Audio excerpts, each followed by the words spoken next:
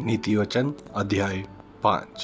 हे मेरे पुत्र, मेरी बुद्धि की बातों पर ध्यान दे, मेरी समझ की ओर कान लगा, जिससे तेरा विवेक सुरक्षित बना रहे और तू ज्ञान के वचनों को थामे रहे।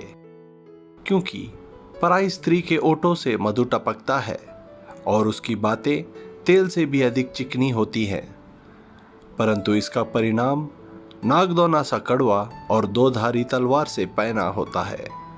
उसके पांव मृत्यु की ओर बढ़ते हैं और उसके पग अधोलोक तक पहुंचते हैं। इसलिए उसे जीवन का समतर पथ नहीं मिल पाता। उसके चाल चलन में चंचलता है, परंतु उसे वह आप नहीं जानती। इसलिए अब हे मेरे पुत्रों, मेरी सुनो और मेरी बातों से मुंह ना मोड़ो। ऐसी स्त्री से दूर ही रह और उसकी डेढ़वी के पास भी मत जाना।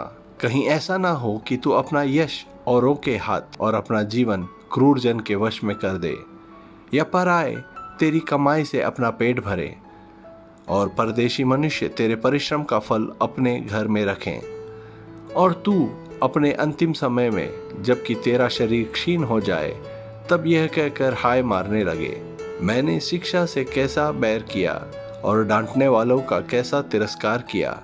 मैंने अपने गुरुओं की बातें ना मानी और अपने सिखाने वालों की ओर ध्यान न लगाया। मैं सभा और मंडली के बीच में प्राय सब बुराइयों में जा पड़ा। तो अपने ही कुंड से पानी और अपने ही कुएं के सोते का जल पिया करना। क्या तेरे सोतों का पानी सड़क में और तेरे जल की धारा चौकों में बह जाने पाए? यह केवल तेरे ही लिए रहे और तेरे संग औरों के लिए ना हो। तेरा सोता धन्य रहे और अपनी जवानी की पत्नी के साथ आनंदित रहे।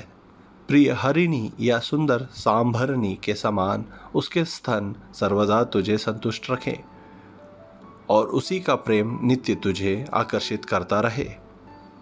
हे मेरे पुत्र, तो अपरिचित स्त्री पर क्यों मोहित हो और पराई को क्यों छाती से लगाए? क्योंकि मनुष्य के मार्ग यहोवा की दृष्टि से छिपे नहीं है और वह उसके सब मार्गों पर ध्यान करता है।